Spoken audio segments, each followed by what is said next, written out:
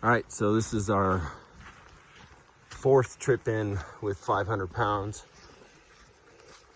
The boys are settling in. I did 3 straight days, and by the third day, their asses were pretty kicked. Gave them a day off.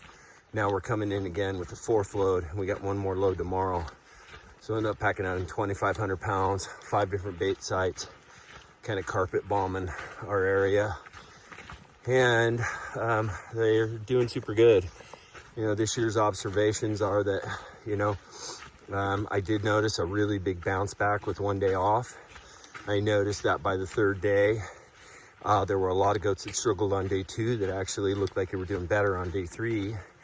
And again, this is the 2nd season that I've kind of given them an off season because I've been super crazy busy. I did a little bit of conditioning this year, like probably 4 or 5 runs is all since November. So they had, since the end of October. So November, December, January, February, March, couple of runs, April, couple of runs, and then now it's May. And so the one thing I did this year though that was so huge was I limited their feed. So everybody's coming in really lean, even Noah. So I got lean goats, but I don't necessarily have in shape goats. Now we're gonna see how quickly they get into condition. Last year, summer trips and bear baiting, it took about 2 months to get them into fighting shape. I think it's gonna be similar, just won't be as much of an uphill slog this year because they're not trying to lose weight at the same time or pack an extra bulk. I haven't noticed a lot of overheating this year, so that's been better. So if you ask me the ultimate way is keeping condition year round, no question. Just not all of us have the luxury to do that, including me, and for the last couple of years. And then also too, it's good to know all the parameters. I can tell you that an out of condition goat performs 50% of a conditioned goat. So you can't expect to go clear to hunting season or just clear to backpacking season and then want to go full blast. You can't. You're not going to be able to. It takes them a couple, I'd say, when I say 2 months, that means I get 10, 20 packing days with loads before I feel like, okay, they got it figured out. Because you're not only getting them in physical condition, you're getting them cardiovascularly in shape. You're getting their joints and tendons used to carrying those loads. And then as well, the other big component people don't consider is their feet. Their feet have to toughen up. I see sore feet coming in, usually my 2nd and my 3rd trip, 4th trip sometimes, because, usually that's in a rocky backcountry, high elevation, the first high lake I go into, and I'm on a real rocky trail, and shoot, everybody's walking tenderfooted. It takes them a while to toughen their feet up, so you need to account for that too. So day 4, lots of fun, bear hunting. Our strategy, by the way, bear-wise, is to put down 500 pounds of bait minimum and no trail cameras and no re-up on bait.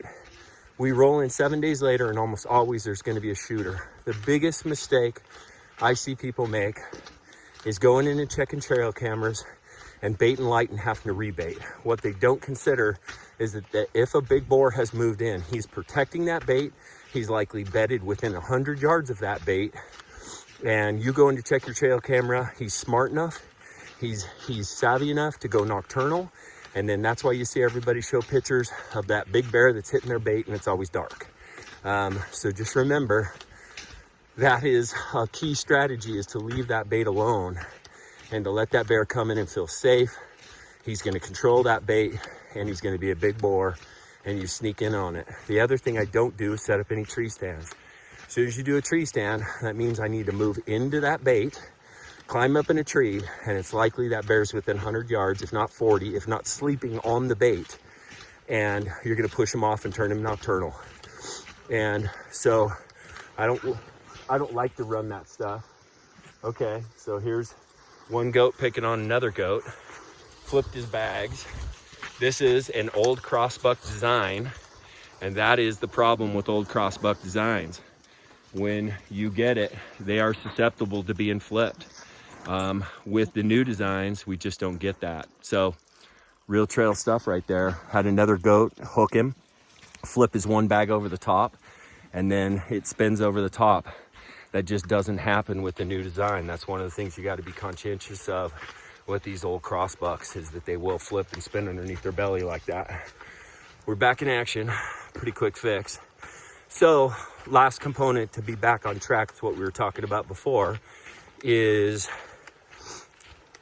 then we sneak in, we set the bait so that we're sitting anywhere minimum kind of 150 yards to 200 yards off the bait. I've seen so many bears come in, circle that whole bait, and I don't think they're sniffing for a human. I think they're sniffing for the competition. I think they're seeing what's on the bait and what's dangerous, because they come in nervous. They're nervous of other bears. And so they'll circle that whole bait, and if you're in a tree at 40 yards, they smell you. So they're gonna check that bait with their nose before they move in.